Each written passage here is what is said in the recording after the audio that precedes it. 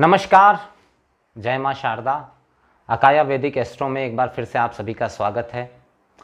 मैं हूँ पंडित श्याम भारद्वाज और मैं उपस्थित हुआ हूँ दैत्य गुरु शुक्राचार्य, धन, काम, आकर्षण के देवता दैत्य गुरु शुक्राचार्य अपना राशि परिवर्तन करने जा रहे हैं 18 सितंबर 2024 को। एक लंबे समय से दैत्य गुरु शुक्राचार्य अपनी निम्नतम नीच राशि कहें जिसे कन्या राशि में भ्रमण कर रहे थे। वहाँ से निकलकर अब पहुँच जाएंगे अपनी स्वयं की मूल त्रिकोण राशि कहें या स्वयं की श्रेष्ठ राशि कहें, उस राशि तुला में। तुला राशि में जब दैत्य गुरु शुक्राचार्य पहुँचेंगे तो सीधी सी बात है, जनजीवन पर एक पॉजिटिव प्रभाव इसका पड़ेगा। कहीं ना कहीं वातावरण में एक उत्सव का माहौल, आनंद का माहौल, आकर्षण का माहौल रहेगा। 12 राशियों पर क्या प्रभाव पड़ने वाला है दैत्य गुरु शुक्राचार्य के इस गोचर का। देखिए, दैत्य गुरु वैसे भी नैसर्गिक शुभ ग्रह हैं, नकारात्मक स्थितियां बहुत कम बनाते हैं, लेकिन फिर भी अपनी निम्नतम राशि में थोड़ा नकारात्मक रहते हैं। अब क्या देने वाले हैं दैत्य गुरु शुक्राचार्य आप सभी के लिए। जय श्री कृष्णा, राधे राधे।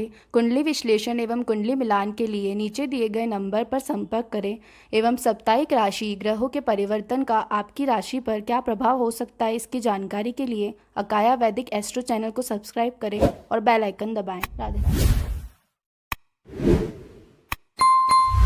राधे। की प्रथम राशि मेष राशि के विषय में, तो मेष राशि के लिए गोचर 7वें भाव से शुरू होगा। 7वें भाव के दैत्य गुरु शुक्राचार्य कारक भी होते हैं। मतलब कुंडली में अगर जिसके सप्तम भाव में शुक्र मौजूद हैं तो कहीं ना कहीं उसके जीवन काल में उसको लग्जरी, लाभ, व्यावसायिक लाभ या कहें जीवन के हर तरह के आनंद की प्राप्ति उसे होती रहती है।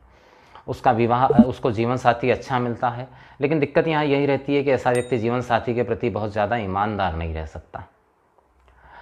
अब देखिए, सप्तम भाव में जब दैत्य गुरु शुक्राचार्य यहाँ पर गोचर करेंगे तो सबसे पहली बात जो होगी वो ये होगी कि कहीं ना कहीं धन वृद्धि कराने वाले होंगे।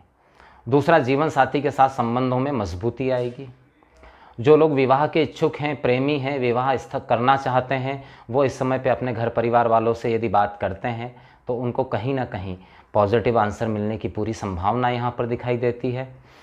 सप्तम भाव में मौजूद दैत्य गुरु शुक्राचार्य लग्न राशि को यानी कि मेष राशि को पूर्ण 7वीं दृष्टि से देखेंगे तो आपके व्यक्तित्व में एक निखार, एक आकर्षण, कुल मिलाकर अगर कहें तो एक आकर्षक व्यक्तित्व की यहाँ पर प्राप्ति होती हुई आपको दिखाई दे रही है। वाणी इस समय पे बहुत अच्छी रहेगी आपकी। विद्यार्थियों के लिए थोड़ा सा ये समय बहुत अच्छा नहीं कहा जा सकता, क्योंकि इस समय पे थोड़ा सा मन काम भावना की तरफ ज़्यादा भटकेगा। सप्तम भाव जो है वो कहीं ना कहीं काम भावना का भी होता है, तो उस तरफ जो है थोड़ा सा मन भटक सकता है। प्रेमियों के लिए अच्छा समय है। मेष राशि वाले जो जातक किसी को प्रपोज करना चाहते हैं, किसी से प्रेम करते हैं, तो इस समय पे अगर आप प्रपोज करते हैं तो पूरी संभावना है कि कहीं ना कहीं आपको पॉजिटिव आंसर मिलता हुआ दिखाई दे रहा है। मैं इतना ही कहूँगा इस समय पे मेष राशि वालों के लिए कि थोड़ा सा अपने जीवन साथी या प्रेमी के प्रति ईमानदार बने रहें, क्योंकि इस समय पे चारित्रिक दोष होने की संभावना बहुत बढ़ जाती है। देखिए, इसमें कई बार ये कहा जाता है कि यार हम ऐसा कुछ नहीं कर रहे हैं या सामने वाला खुद आकर्षित है, लेकिन ऐसी बात नहीं होती है। क्यों, सीधी सी बात है, दैत्य गुरु शुक्राचार्य का यहाँ गोचर जो है वो मेष राशि वाले के व्यक्तित्व को आकर्षक बनाएगा, लेकिन इस आकर्षण में फंसकर आप अपने जीवन साथी या प्रेमी के साथ चीटिंग या कोई धोखा करें, ये अच्छी बात नहीं है। क्योंकि इस समय पे अगर आप ऐसा करते हैं तो हो सकता है आपकी बात खुल जाए और आने वाले समय में विवाद की स्थितियां हो, क्योंकि हमेशा दैत्य गुरु शुक्राचार्य यहाँ नहीं रहने वाले, भविष्य में यहाँ से राशि परिवर्तन कर जाएंगे। तो मेष राशि वालों के लिए कुल मिला के मैं ये कहूँगा कि अच्छा समय है इस समय का। अगर आपका पार्टनरशिप में भी कारोबार है तो पार्टनरशिप के कारोबार में वृद्धि की संभावना है। पार्टनर के साथ में आपके संबंध और मजबूत होंगे। कार्य क्षेत्र में अच्छी सफलता मिलने की संभावना यहाँ बनी हुई है। तो मेष राशि वालों के लिए कुल मिलाकर ये गोचर बहुत ही अच्छा रहने वाला है। बात करते हैं कालचक्र की दूसरी राशि वृषभ राशि के बारे में। अब देखिए, वृषभ राशि स्वयं शुक्रदेव की ही राशि है, दैत्य गुरु शुक्राचार्य की ही राशि है। तो राशि स्वामी हो करके दैत्य गुरु शुक्राचार्य जो है 6ठे भाव में गोचर करेंगे। देखिए, 6ठा भाव जो है बहुत कारक भाव नहीं है दैत्य गुरु का, लेकिन स्वराशि में रहने के कारण सबसे पहली चीज़ तो ये है कि कर्ज आदि, शत्रु, रोग आदि से आपको मुक्ति मिल सकती है। आपको थोड़ा सा प्रयास करना होगा इसके लिए। अगर आप लंबे समय से किसी रोग से पीड़ित हैं तो उस रोग से मुक्ति की संभावना यहाँ पर बनती हुई वृषभ राशि वालों के लिए दिखाई दे रही है। यात्रा इस दौरान आप कर सकते हैं जो कि फलीभूत रह सकती है। सफलतादायक यात्रा इस समय पे आपकी रह सकती है। अच्छा लाभ आप यात्रा से प्राप्त कर सकते हैं। अगर आप व्यावसायिक यात्रा करते हैं तो उससे भी आपको काफ़ी लाभ हो सकता है। रोग के मामले में ज़रूर थोड़ा सा आपको सावधान रहना होगा, क्योंकि जो लोग शुगर के पेशेंट हैं या जिनके कमर के निचले हिस्से में कहीं कोई रोग की संभावना है तो उनको थोड़ा सावधान रहना है, क्योंकि इस संबंधित रोग यहाँ पर होने की संभावना होती हुई दिखाई दे रही है। स्त्री वर्ग का सम्मान करिए, और पत्नी है, अगर आप शादीशुदा हैं तो पत्नी का, प्रेमिका का, छोटी बहन या बड़ी बहन, मतलब स्त्री वर्ग जितना भी है आपके जीवन में महत्व रखता है, उन सबका सम्मान करिए, उनके साथ कोई दुर्व्यवहार मत करिए, अन्यथा यही शुक्र यहाँ पर थोड़ा नकारात्मक प्रभाव देने लगते हैं। वैसे कुल मिलाकर अगर मैं कहूँ तो वृषभ राशि वाले विद्यार्थियों से लेकर व्यापारियों तक सभी के लिए कहीं ना कहीं ये लाभ का समय है। इस लाभ का अच्छे से उपयोग करिए। वो लोग जो इम्पोर्ट एक्सपोर्ट के कारोबार में हैं या विदेश जाना चाहते हैं, उन्हें विशेष लाभ की प्राप्ति यहाँ होती हुई दिखाई दे रही है। बात करते हैं कालचक्र की तीसरी राशि मिथुन राशि के विषय में। देखिए, मिथुन राशि के लिए तो बहुत ही अच्छा समय मैं यहाँ पर कहूँगा, क्योंकि दैत्य गुरु शुक्राचार्य पंचम भाव में मौजूद रहेंगे। तो सबसे पहले बात करते हैं विद्यार्थियों की। विद्यार्थियों के लिए एक अच्छा समय है। अगर वो चाहें तो अपना कंसंट्रेशन बढ़ा सकते हैं। इस समय पे याददाश्त में वृद्धि होने की संभावना पूर्ण रूप से दिखाई दे रही है मिथुन राशि वालों के लिए। जो लोग दंपत्ति संतान के इच्छुक हैं वो इस समय पे अगर प्रयास करते हैं तो पूरी कंसीव होने की पूरी संभावना यहाँ पर मिथुन राशि वालों के लिए बनी हुई है। धन लाभ की प्रबल संभावना यहाँ पर बनी हुई है। प्रेमियों के लिए बहुत ही अच्छा समय है। प्रेम संबंध मजबूत हो सकते हैं। बाहरी स्थानों से भी आपको लाभ होता हुआ दिखाई दे रहा है। आप किसी अच्छी खुशनुमा यात्रा पर जा सकते हैं। इस समय विवाह आदि संबंध तय होने की भी संभावना यहाँ पूर्ण रूप से दिखाई दे रही है। इस समय पे आप किसी को अगर प्रपोज करना चाहते हैं तो उसके लिए भी बहुत ही श्रेष्ठ समय है। इस वक्त कुल मिलाकर आपकी बुद्धि जो है उसमें एक आप आनंद का, एक शांति का, एक उत्साह का अनुभव आप इस समय पे कर सकते हैं। हाँ, खर्च थोड़ा बड़ा चढ़ा रहेगा, लेकिन खर्च के अनुपात में इनकम भी आपकी निरंतरता के साथ बनी हुई रहेगी। व्यापारियों के लिए कहीं ना कहीं नए व्यापारिक आइडिया या अपना कार्य क्षेत्र या अगर शॉप वगैरह जैसे आप चलाते हैं तो उसको आकर्षक कैसे बनाया जाए ताकि उसकी तरफ ज़्यादा से ज़्यादा कस्टमर या ग्राहक आकर्षित हों, इस तरह के आइडियाज़ इस समय में आपके दिमाग में चल सकते हैं। बात करते हैं कालचक्र की चौथी राशि कर्क राशि के विषय में। अब देखिए, कर्क राशि वो राशि है 12 राशियों में इस समय पे जिसके लिए शायद दैत्य गुरु शुक्राचार्य का यह गोचर सबसे ज़्यादा श्रेष्ठ रह सकता है। चौथे भाव में शुक्र कारक होते हैं। मकान, वाहन, भूमि, माता, सुख सभी के कारक होते हैं।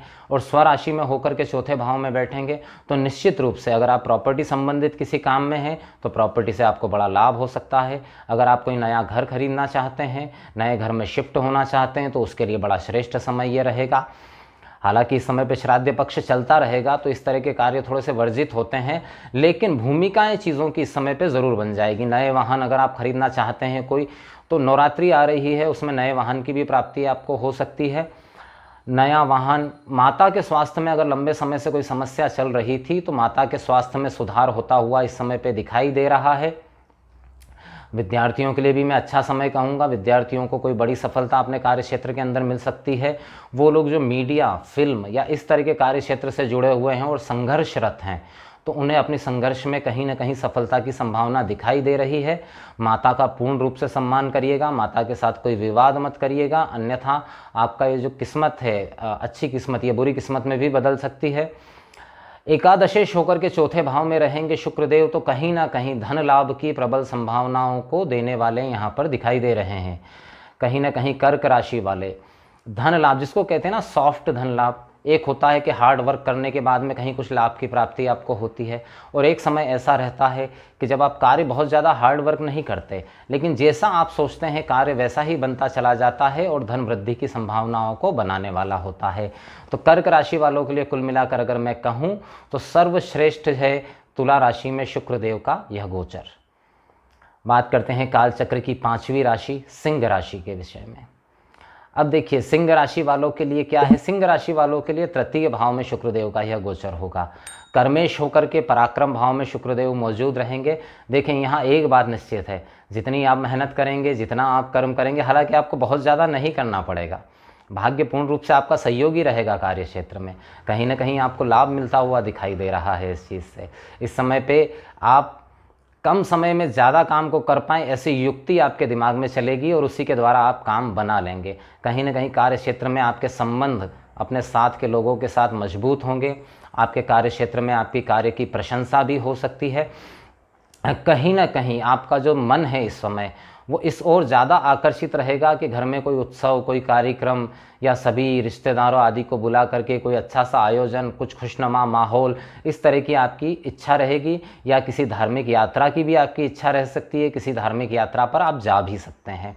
इस समय पे सिंह राशि वालों को कार्य क्षेत्र में कहीं ना कहीं पहले अगर कोई गलती हुई थी और कार्य क्षेत्र में अन्य लोगों से, बॉस से या किसी से नाराज़गी चल रही थी तो वो नाराज़गी दूर होगी। व्यापारियों के लिए ये अच्छा समय है, वो चाहें तो अपने व्यापार का विस्तार कर सकते हैं। व्यापार विस्तार के लिए अगर वो यात्राएं करते हैं तो यात्राएं भी पूर्ण रूप से सफल होने की संभावना यहाँ पर बनती हुई दिखाई दे रही है। थोड़ा सा चरित्र पर नियंत्रण रखिएगा और मातुल्य महिलाओं के साथ में मृदु व्यवहार रखिएगा तो कोई समस्या नहीं होगी। बात करते हैं कालचक्र की छठी राशि कन्या राशि के विषय में। देखिए, कन्या राशि के लिए शुक्र का यह गोचर जो है द्वितीय भाव से होने जा रहा है। शुक्र की यहाँ पर बहुत अच्छी स्थिति रहती है। द्वितीय भाव में गोचर करते हुए शुक्र स्थिर धन में वृद्धि का संकेत देते हैं। मतलब धन वृद्धि अपनी जगह पर है, पर स्थिर धन जिसमें बचत होती है, सेविंग्स बढ़ने की संभावना यहाँ पर शुक्रदेव द्वारा दिखाई दे रही है।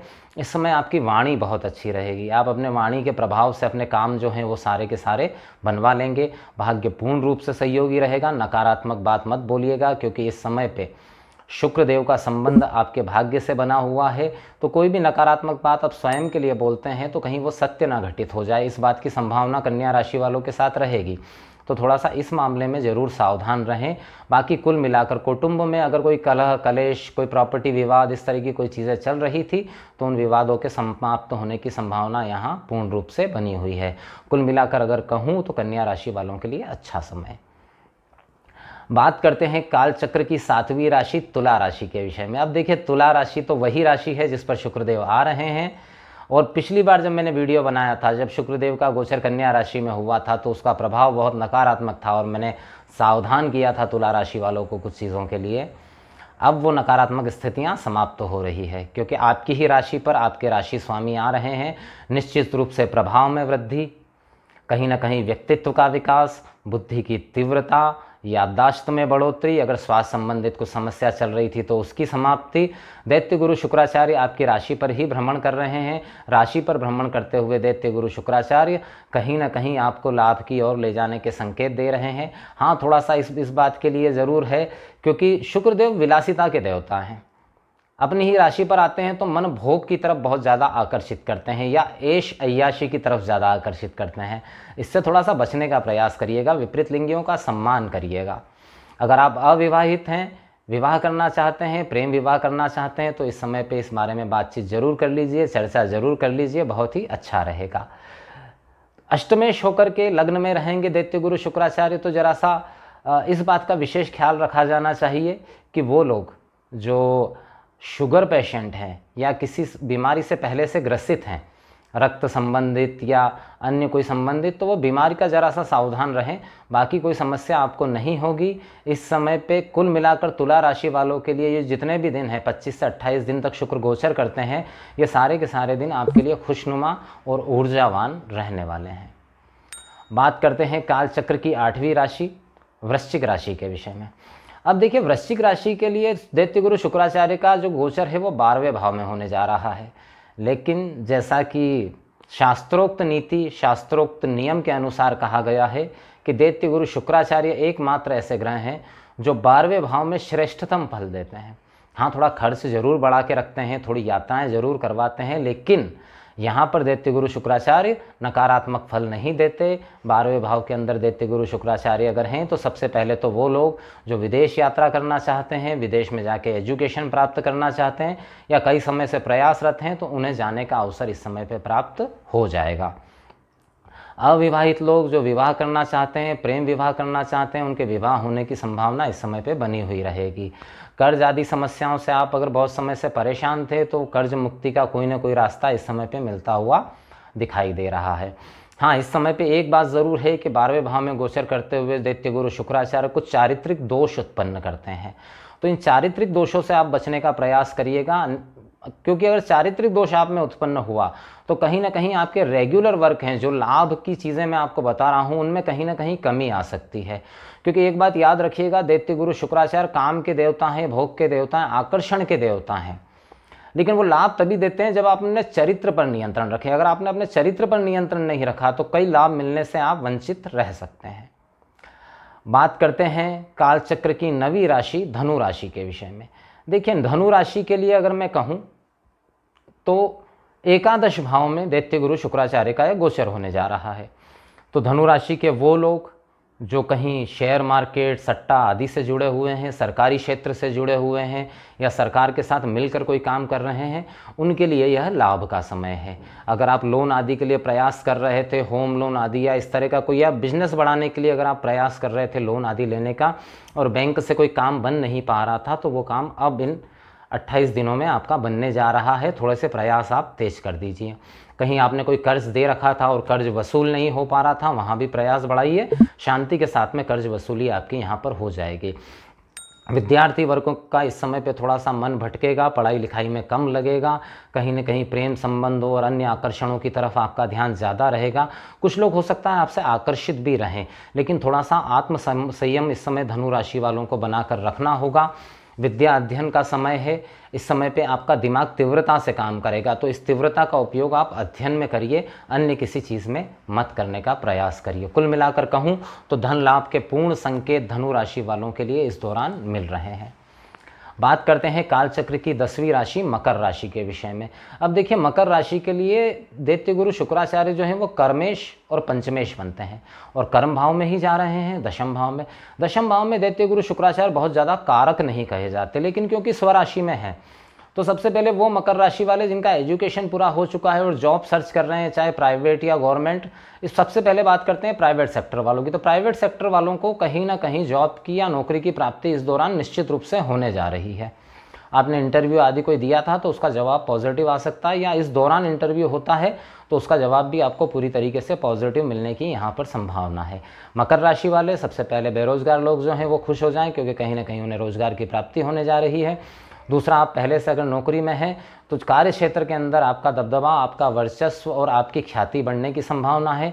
राजनीति के क्षेत्र में अगर आप हैं तो कहीं ना कहीं ख्याति निश्चित रूप से प्राप्त होगी।